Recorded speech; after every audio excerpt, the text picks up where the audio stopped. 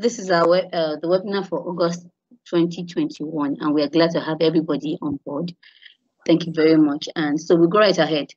We have our IELTS trainer with us on board, and okay, so she will introduce herself. So Miss Fumi, over to you, ma'am. Could you please give us a brief introduction about yourself and what you do? Okay, my name is Adeibe Fumilayo, and I am an IELTS instructor. This is something I've been doing for the past 3 years, as far back as 2018.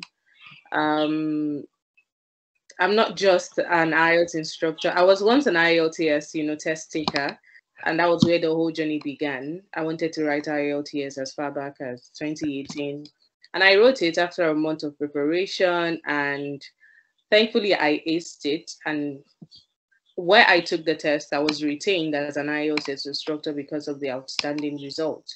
So that was how the whole journey started. And ever since, I've been trying to, I think I've not like trying anymore. I've fine-tuned my knowledge of IELTS, not just the knowledge, but also imparting the knowledge in students. So, and I think if I should count, I would say I've trained over 1,000 students, over 1,000 in IELTS. And currently where I work, I'm actually the lead instructor. And so yeah, that's that's just a little bit of myself. Thank you very much, ma'am. That's an impressive resume. Thank you.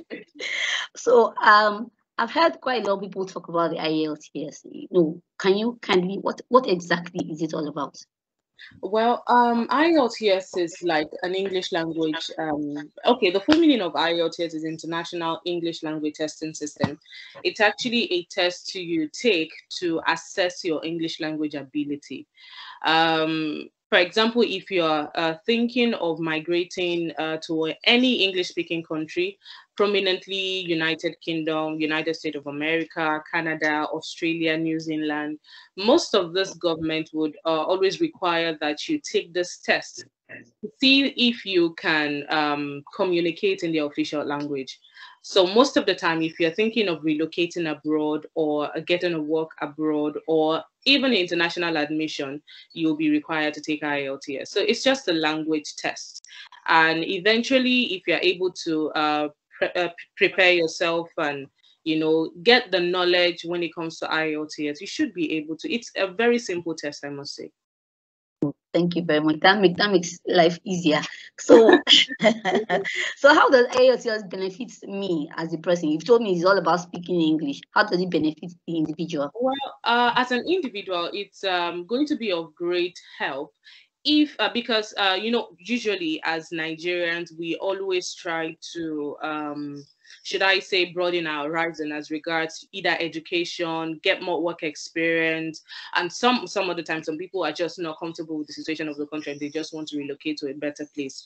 So as an individual, if you're able to take IELTS, one good thing about the test is it's not just a test whereby it's only acceptable in a country. I think as of now, it's acceptable in over 140 countries. So it's something that would give you an edge over some other people that are vying for the same thing. So if you're able to take the test, definitely one thing is it would, while prepping for the test, it would improve your English language, ability, which is our official language here as well. That's one benefit. And also it will give you an edge over every other person, vying for the same thing, trying to relocate or get a job. So those are the benefit that comes with IELTS for any individual taking the test. That's beautiful. So, what are some of the terminologies for that are peculiar to IELTS? There are so many. Okay, let's start with I think I've given it like the full meaning of the acronym IELTS. Another basic terminology, it would be the different versions of the test. Well, we have versions of the test and we have modules of the test. So currently we have two versions of the test. We call it IELTS PBT and IELTS CBT. PBT simply means paper-based test. So that means you're at liberty to take IELTS like a paper test. And also we have IELTS CBT, and that's the computer-based test. So you have that. Those are the two versions of the test that we have, and also the different modules we have. We have IELTS General Training, and we have IELTS Academic. We have several of them, but those are the two most prominent. General training, basically for those who want to relocate or work abroad, and academic for those seeking international admission. So we also have what we call band scores. Band scores are basically, I told you at the initial stage that IELTS is not an exam per se. That's one it's not a derogatory thing, but it's just one misconception I try to enlighten people. It's not really an exam. When you're taking an exam, it's either you pass or you fail. But when it comes to IELTS, you don't pass, you don't fail. They basically give you, or let me just give you a simple illustration. When you are sick and you really want to ascertain what is wrong with you, you go to a doctor and they will, conduct some tests to really ascertain what is wrong with you. It's the same thing. It's not like you feel like, you know what, I feel my English language ability is awesome. So you go to IELTS test examiners. They would examine you. The questions you get are more like the sample or the questions they use it to draw some content from you. And eventually they will tell you, you know what, this is the level we feel your English language level is at. So those are what we call the band score. It's just an indication of the level you are when it comes to English language. So we have from band 0 to band 9, band 9 being the highest and band 0 being the lowest. So depending on whatever level you eventually find yourself, after taking the test, that would determine your level. So we have band scores.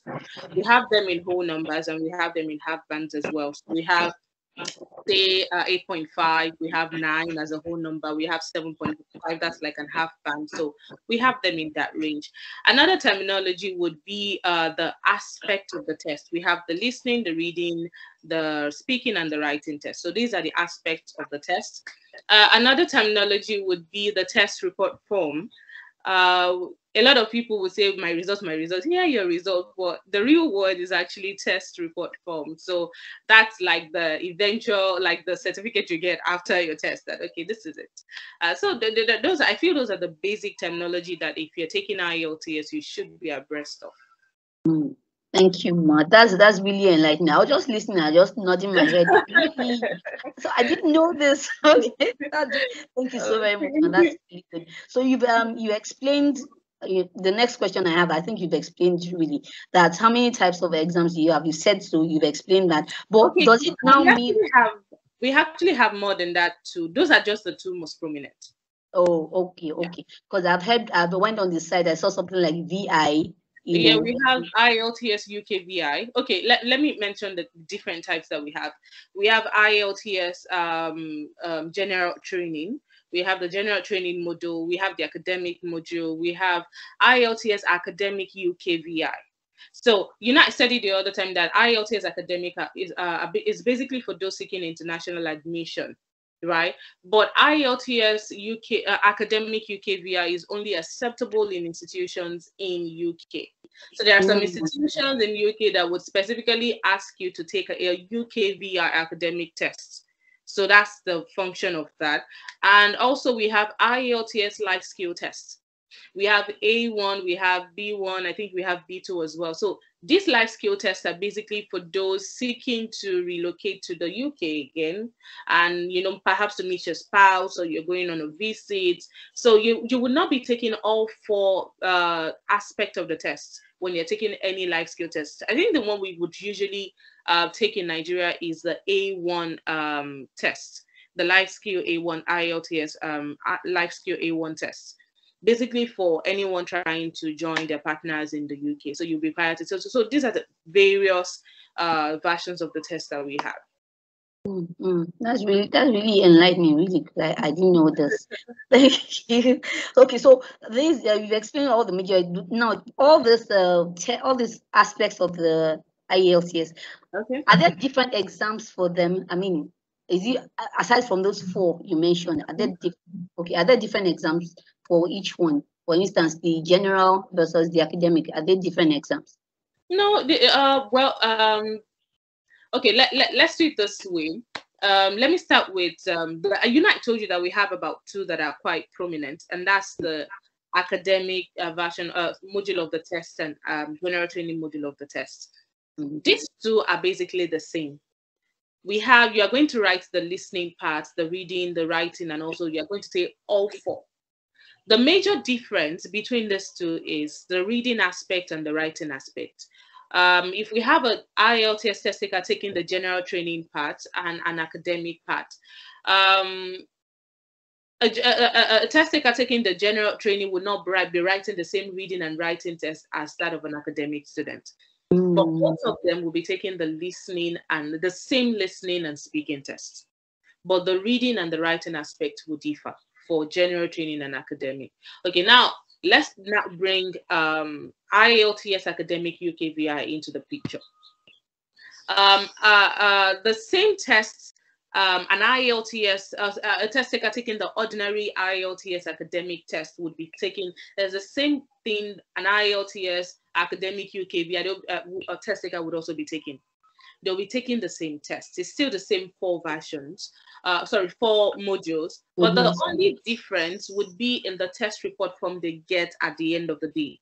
While the test taker taking the academic version will get, I won't call it ordinary, let's just say like the normal test report form, someone taking IELTS academic UKVI would get a test report form, carrying the UKVI certification. So the major difference is the certification you get at the end of the day. And now let's talk about life skills tests. Life skills test is also quite different. For example, if you're teaching a general training student and an academic, you can actually still teach both of them in the class. But the moment you bring someone taking a life skill test into that class, you are basically hurting that student, because whatever knowledge you're passing at that point in time is of no use to them. Why? Because their test is designed in a different way. They would only take the listening and the speaking part of the test. And even the listening and the speaking part of the test is not the same as those taking academic or general training. Theirs is more of an interview. So between them and the IELTS examiner. So the IELTS examiner will be present while they're taking the listening test. The IELTS examiner would also be present while they're taking the speaking test. So I would say life skill tests, the exams are quite different from the general training and academic students. So those are the major differences. So it will just make sense for, let's assume I was a prospective IELTS taker, for me to undergo some, I should be interviewed, more or less. That's what I want to use. So to find out exactly what I want to do before I go into. That's another major error a lot of people make when they, most of the time, when people are writing IELTS, it's because someone said I should just write the exam.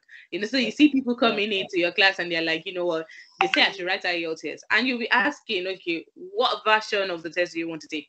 And they'll say, they just say IELTS. Okay, so until you ask them, what do you want, what do you need the test for? So you now be able to advise them that, okay, this is actually the module you should be registering for. So that's another major error that, people need to try to get their facts right before registering for the test. That's fine, ma. That's very fine. You've really educated me, and I'm sure you've educated our listeners. Okay. Thank you so very much. I really appreciate it, ma. Thank you, ma. You have a question for me? Yes, I do. This thing. Okay. All right. Oh, Tinto, how are you doing? I'm good. You're looking fresh. I hear you. Okay. The UKVI. Okay. Is it just UKVI academic? Do they have UKVI general as well? No. We don't have a UKVI for general. No. Okay. Yeah. Okay. All right. Thank you. All right. So to you now, I mean, your Malga is top, so I need to. This is now we asking you some questions. So what exactly is the LASU CBT's USP? What is our selling point? Judging by, I'm going to start from where she stopped, because she said that anybody who is coming into train should have some sort of some kind of interview to find out, what they are supposed to do. So what is our selling point? What is the LASU CBT selling point as regards that and other services that we do? Okay. I think our unique selling point at the LASU CBT first is our people. So we take pride in the people that we have as member of staff. They are very friendly people, very professional people. And another one is our location. We run for the IELTS, so we run it from 2 of our locations. One is our Ikeja GRA office. So that is more for those people complaining that the head office now it's a little bit far from them. So we use the Ikeja office to interface with people in town, so to speak. And we also have our office inside the Lagos State University as well.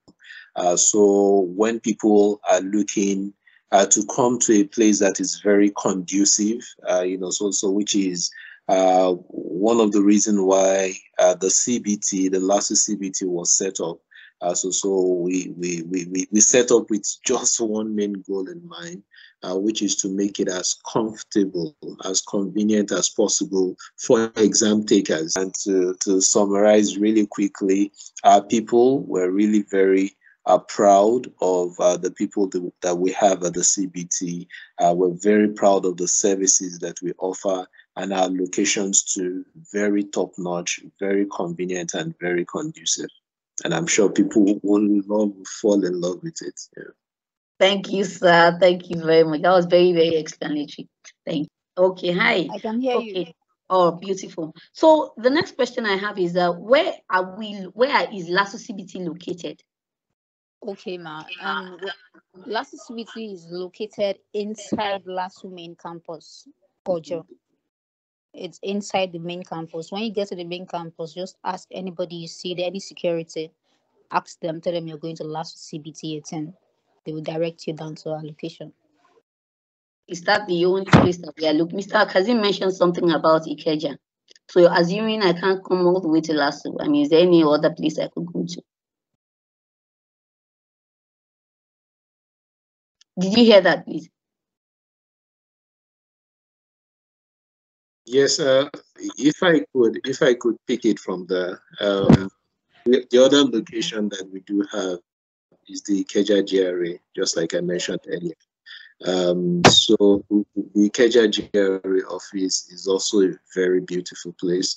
So it's at the out of Ikeja, so that's the other location we have. We also do have the Snake Island location as well. So people have probably heard of the Nagbe Resort. So Nagbe is also one of the properties that we own. So if we have requests, that special requests now from people that want to have a blended kind of training now, they're looking to get trained and also catch some fun, have some fun in between. So we could take them to Inagbe, so they get to learn and also get to experience the results at Inagbe. So not 2 locations, like I mentioned earlier, there are 3 different locations, but 2 of the locations is a little bit more pronounced. That's the GRA and the one inside LASU main campus, or John, like Tokwe rightly mentioned. Thank you very much, sir. Thank you very much, sir. So, I'm assuming that after this webinar, we're going to share it widely. So, anybody who is listening in and stays in Kotangura, for instance, and wants to have a feel of our services. So, I can't come to Lagos, obviously. So, how can I be a part of this IELTS training? Is there, if you can hear me? Okay, Mr. Kazim. Okay, please go ahead. Okay. IELTS is not the only services that we offer at the CBT. So it's just one of the core services that we're offering. So we do IT training as well. For the IT training, we have an aspect of IT training where people just walk into us and, get to choose a training of their choice to enroll for, to enroll themselves for. So we call that individual or retail training. So there's also the corporate training as well.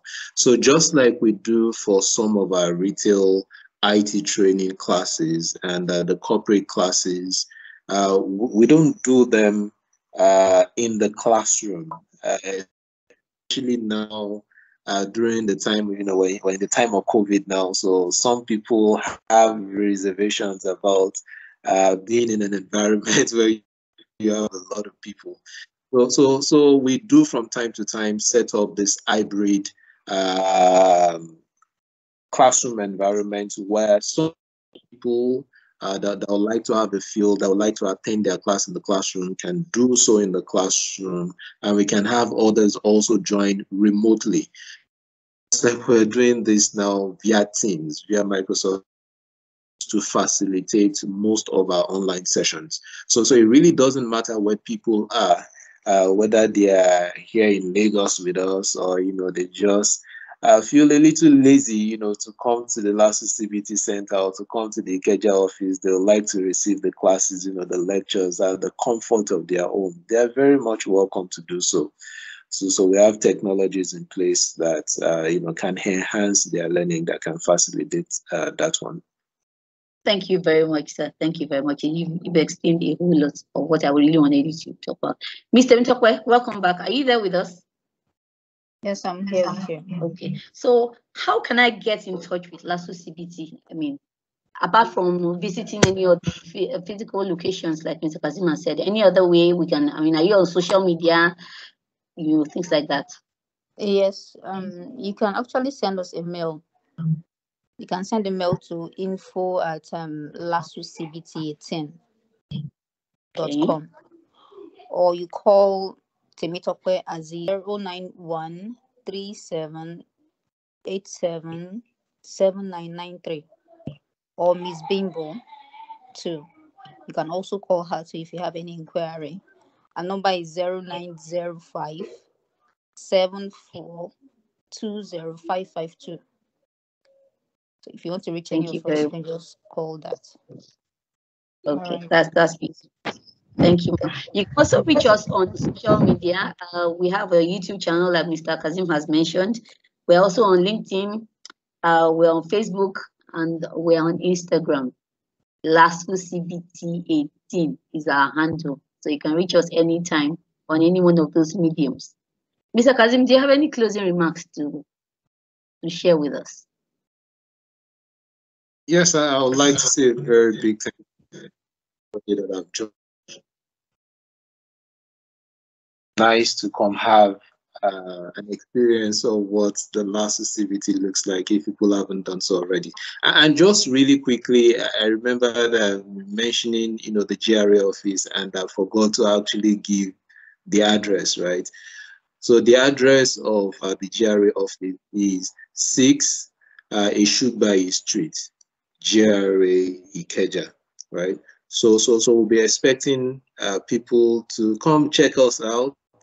And just like Bimbo also mentioned, that we're big on social media, right? So if they like to a listen, to a rewatch of even this webinar, so we plan to do many more of this in the future, so they can catch up with us on social media, like you mentioned, and it's at LASU CBT18 across the different social media channels. So we'll be expecting them to join us, and we promise that they're really going to fall in love with the LASU CBT. Okay, thank you very much, Mr. Kazim, for your time. We really appreciate it. Thank you, Mr. Mitokwe, for your time. We really appreciate it. It has been good having you join us on this webinar. Like you mentioned, we are going to have many more of it, and we hope we'll see you soon.